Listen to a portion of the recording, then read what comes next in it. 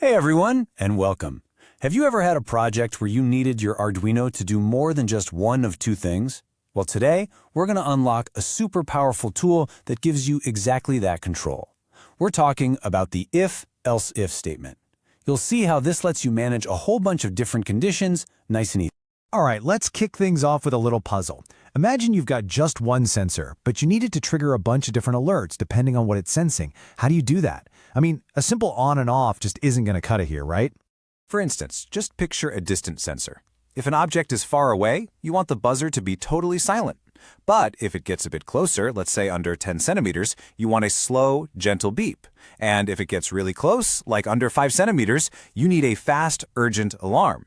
See, that's a classic multi-condition problem right there. So, we're faced with this one core challenge. How do we juggle multiple conditions? We have several completely different outcomes that we need our program to handle, all from one set of inputs. Now you might be thinking, what about a simple if-else statement? And yeah, that's great, but it can only handle two outcomes. It's a this or that choice.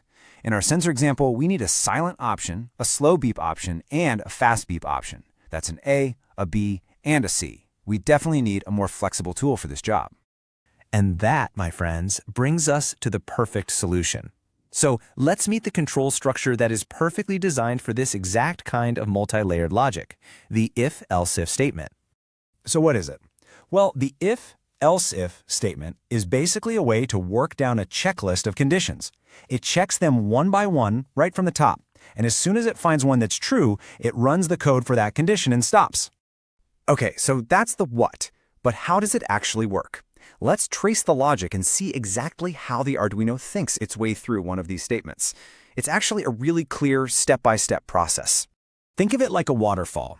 The program starts at the very top and checks that first if condition. If it's false, the program just flows down to the next level, the first else if, and checks that one.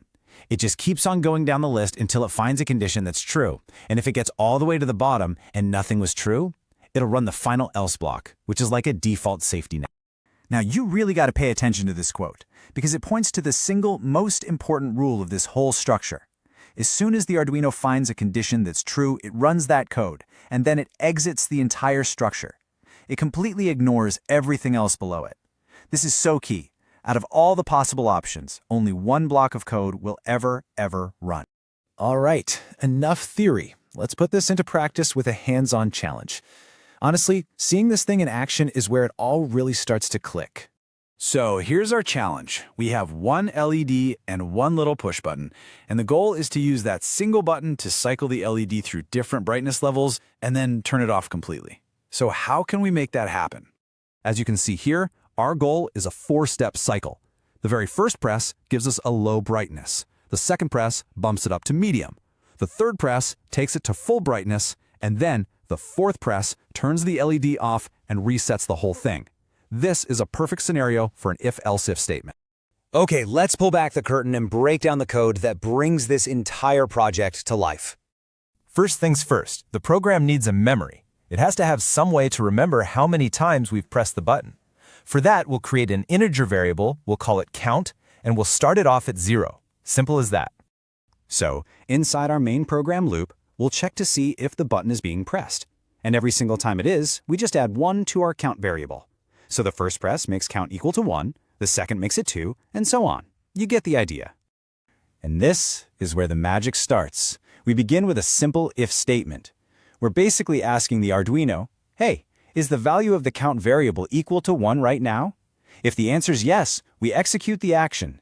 We use analog write to set the LED to a nice low brightness. Now, we build on that first if. If that first condition was false, the code just flows down to our next check, else if count is equal to 2. If that's true, we set a medium brightness. And if that's also false, it flows down one more time to check if count is 3, which will set the LED to full brightness. You can see how it creates this beautiful chain of decisions. So what happens on the fourth press? Well, count is going to become 4, but since none of our if or else if conditions are looking for the number 4, the program falls all the way through to our final else block. And this block does two things. It turns the LED off and, this is the really crucial part, it resets our count variable right back to 0, so we're ready to start the cycle all over again. One final really important detail. You'll often see a small delay in code like this. So why is it there? Well, the Arduino is incredibly fast. Without that delay, it could count a single brief button press hundreds of times in the blink of an eye. This 200 millisecond pause just slows things down enough to make sure that one human press equals one count in the program. It's a simple little trick for what we call debouncing the button. So, let's wrap it all up. If, else if is your go-to tool anytime you need to check more than just two conditions. Just remember, it works its way from top to bottom, it only executes the very first true block it finds, and that final else is your safety net for any other possibility. This structure is a fundamental building block for making your projects smarter, more responsive, and way more interesting. It opens up a huge range of possibilities. So the final question is really for you. Now that you can manage multiple outcomes, what amazing project could you build?